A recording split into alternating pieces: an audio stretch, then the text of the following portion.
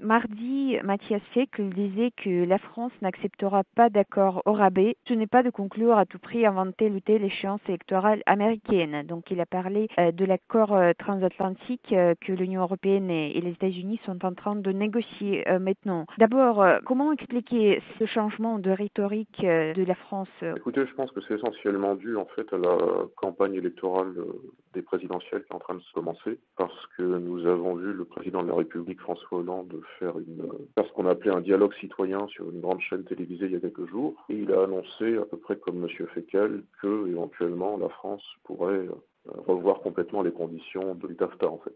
À mon avis, c'est purement tactique, c'est purement politicien, et je vois mal comment le gouvernement français, alors qu'il, sans forcément soutenir le TAFTA, il n'a jamais dit grand-chose contre le TAFTA ces dernières années, que ce soit sous M. Hollande ou M. Sarkozy. Je vois mal comment, soudainement, aujourd'hui, il découvrirait un certain nombre d'aspects négatifs du TAFTA, notamment tout l'aspect supranational, tout l'aspect nivellement des normes sanitaires, tout l'aspect nivellement des normes sociales. La France peut-elle vraiment dire non à cet accord? Théoriquement, elle peut dire non, si elle a la volonté politique pour dire non. Maintenant, il faut établir si M. Hollande est réellement volontaire dans cette affaire-là, s'il va vraiment s'opposer au TAFTA en fonction des arguments qu'il a évoqués il y a quelques jours. C'est-à-dire que, selon Hollande, et pour le coup il a raison, dans cette histoire de TAFTA, c'est totalement non réciproque. C'est-à-dire que nous ouvrons notre marché aux États-Unis, ils ne le font pas complètement, puisque les États-Unis sont quand même dans une tradition économique plus protectionniste que nous, sur tout ce qui est protection douanière. Moi, je pense que la France pourrait, si seulement elle le voulait. Seulement, avec le gouvernement de gauche actuel, il y a beaucoup d'annonces, il y a beaucoup d'effets d'annonces, mais il y a en général assez peu de réalisations pratiques. Et puis, surtout, il faut dire que au-delà des milieux politiques, les milieux économiques type MEDEF disent à l'opinion publique française que si la France sort demain des négociations sur le TAFTA, ça risque de provoquer une sorte de schisme vis-à-vis de l'Allemagne. Naturellement, l'Allemagne a intérêt à ce que le TAFTA se réalise pour des questions qui sont liées à ses exportations, dans la mesure où, pour la première fois depuis plus de 50 ans, l'Allemagne exporte prioritairement aux États-Unis et non plus en France. Ce qu'a dit Hollande, grosso modo, c'est un appel à la réciprocité. Et on sait ce qu'il en est, puisque Hollande, depuis des décennies, n'a jamais remis en cause le dogme du libre-échange, de la concurrence libre et non faussée. Donc on peut s'étonner que depuis quelques jours, eh bien, il découvre que ce principe de concurrence libre n'est pas toujours libre, parce qu'il y a des pays qui, eux, font du protectionnisme économique, et qu'elle est rarement non faussée, puisqu'il y a une inégalité de force économique, si vous voulez. Vos pronostics quant à la possibilité de la signature de cet accord avant la fin du mandat d'Obama, serait-ce possible selon vous, vu la position du gouvernement français? C'est très incertain. Maintenant, je ne pense pas que la position du gouvernement français il change quoi que ce soit. Je suis assez pessimiste à ce niveau-là. Mais c'est très incertain. Ça dépendra sans doute des positions des différents candidats, d'abord aux primaires présidentielles républicaines et démocrates, et puis ensuite quand les candidats seront investis probablement vers le mois de juin. Pour l'instant, je note quand même qu'il y a certains candidats qui sont franchement opposés au TAFTA, comme M. Sanders par exemple, qui est un candidat putatif du Parti démocrate contre Mme Clinton.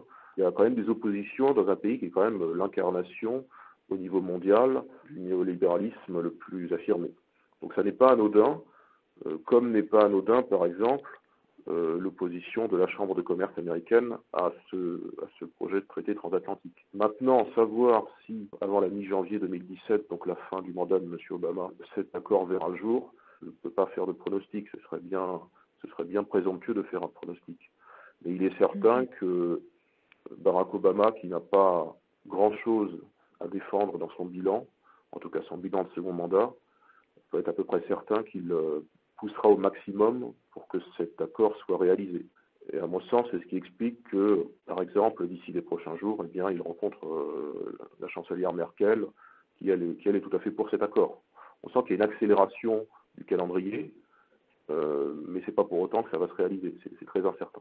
Au sein de l'Europe, il y a des mouvements contre TAFTA. Aux Pays-Bas, par exemple, on a lancé une pétition qui a déjà recueilli plus de 100 000 signatures. Les Hollandais appellent également à organiser un référendum sur cette question. Est-ce qu'il y a des initiatives pareilles en France et votre association, en quoi consiste votre œuvre? Oui, en France, il y a aussi cet esprit d'opposition au TAFTA qui ne passe pas strictement par les lignes des partis politiques. Parce qu'on a quand même les principaux partis, en tout cas les deux principaux partis politiques français que sont le Parti socialiste, parti de gouvernement, et puis les Républicains qui sont dans l'opposition. Ces deux formations soutiennent le TAFTA, de manière plus ou moins ostentatoire. Là, le PS est en train un peu de reculer, mais les Républicains, la droite, en revanche, le soutient beaucoup plus fermement. Donc il y a quand même une opposition au TAFTA qui passe notamment par le Front National, même si c'est encore assez peu connu. Le Front National a fait quand même communiquer des interventions, que ce soit au Parlement européen ou même dans les conseils régionaux. Il y a des vœux qui sont symboliquement déposés par les élus du FN pour que la collectivité se déclare, par exemple, zone anti-TAFTA. Il y a quand même tout un travail du Front National sur cette question-là. Après, il y a des organisations syndicales ou des partis plus petits ou des organisations associatives qui s'opposent aussi au TAFTA. Globalement, la différence par rapport aux Pays-Bas, par exemple, où il y a 100 000 signataires, ou même un pays comme l'Allemagne où il y a 1 million de signataires, c'est que, sans doute, l'opinion publique française n'est pas très informée de cette histoire de TAFTA. TAFTA, ça fait à peu près 1 an et demi qu'on en parle en France. Donc il est sûr qu'à partir de cela, dans la mesure où c'est une question qui est sous-médiatisée dans le débat public, eh bien il est difficile qu'il y ait des mouvements d'ampleur et particulièrement des mouvements qui dépassent un peu les pétitions Internet. Et les négociateurs estiment avoir réglé tous les points qui pouvaient être négatifs pour les Européens. Est-ce que vous êtes d'accord avec cette affirmation? Moi, je suis très partiellement d'accord avec cette affirmation parce que je vois quand même qu'il y a deux choses qui contredisent ça. C'est que, par exemple, on nous dit que TAFTA, ça ne sera plus la privatisation des services publics. C'était une des inquiétudes formulées par la France et un certain nombre de pays européens. Moi, je veux bien que TAFTA ne conduise plus à la privatisation des services publics. Mais si TAFTA ne le fait pas, demain, la Commission européenne seule peut très bien le faire. Et c'est plutôt, d'ailleurs, le sens de sa politique depuis quelques années vis-à-vis des services publics. On est plutôt dans une inclination vers la privatisation des services publics, notamment en France, la privatisation de la SNCF et de la Poste. Après, il y a quelques années, la privatisation d'EDF qui commence à nous poser de sérieux problèmes, par exemple au niveau de notre éolien ou de nos centrales thermiques. Et puis il y a une deuxième affirmation de ce TAFTA version 2.0, en quelque sorte, qui me gêne, c'est que on nous dit les tribunaux d'arbitrage privé, ça ne va plus exister, et à la place de ça, vous aurez une sorte de chambre de tribunal créée ex nihilo, une sorte de chambre paritaire avec des représentants américains et des représentants européens. D'accord, mais en fait, c'est déplacer le problème, parce que on passe d'un tribunal privé à un tribunal supranational.